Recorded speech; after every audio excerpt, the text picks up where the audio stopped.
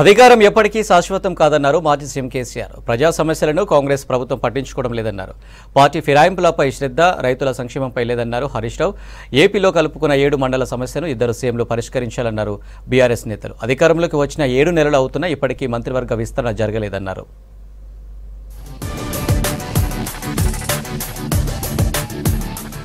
పాలన గాలి కుదిలేశారంటూ సీఎం రేవంత్ రెడ్డిపై మండిపడ్డారు మాజీ మంత్రి హరీష్ రావు.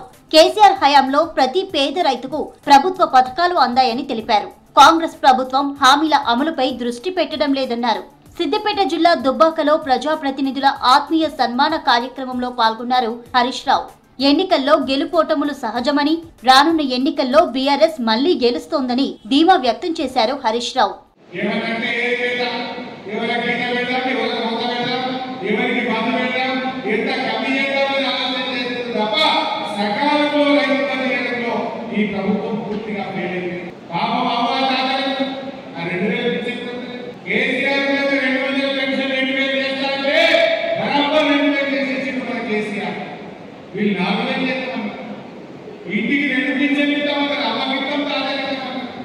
టీజీపీఎస్సీ చైర్మన్ మహేందర్ రెడ్డితో ఫోన్లో మాట్లాడారు మాజీ మంత్రి, BRS working president KTR.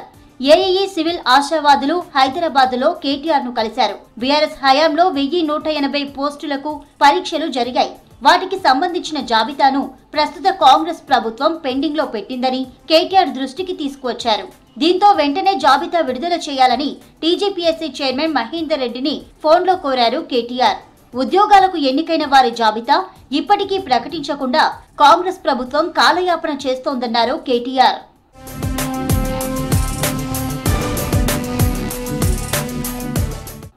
Asifabad MLA కోవలక్ష్మిపై పోలీసులు కేసు నమోదు చేయడాన్ని ఖండించారు కేటీఆర్. కాంగ్రెస్ ప్రభుత్వం ఎమ్మెల్యేలపై అక్రమంగా కేసులు నమోదు చేస్తోందని ఆరోపించారు. స్థానిక ఎమ్మెల్యేకు సరైన గౌరవం, ప్రోటోకాల్ ఇవ్వకుండా కార్యక్రమాలు నిర్వహిస్తున్నారని కాంగ్రెస్ నేతల వైఖరికి నిరసన తెలిపారు ఎమ్మెల్యే కోవలక్ష్మి.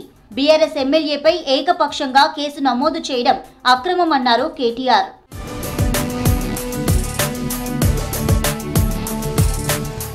హుజూరాబాద్ ఎమ్మెల్యే పాడి కౌశిక్ రెడ్డిపై క్రిమినల్ కేసు నమోదైంది.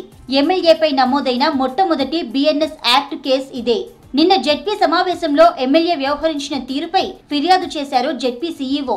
కలెక్టర్ పమేలా సత్పతి బయటికి వెళ్లే సమయంలో అడ్డుకొని బైఠాయించారు ఎమ్మెల్యే కౌశిక్ రెడ్డి. భారత్ న్యాయ సంహిత్ యాక్ట్ కింద కేసు నమోదు చేశారు పోలీసులు. బీఎన్ఎస్ చట్టం అమల్లోకి వచ్చిన 2వ రోజే కౌశిక్ రెడ్డిపై కేసు నమోదైంది.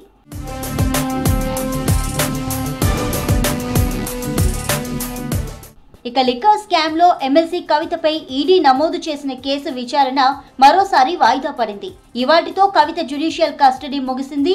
దీంతో వీడియో కాన్ఫరెన్స్ తో కోర్టు ముందు హాజరుపరిచారు జైలు అధికారులు.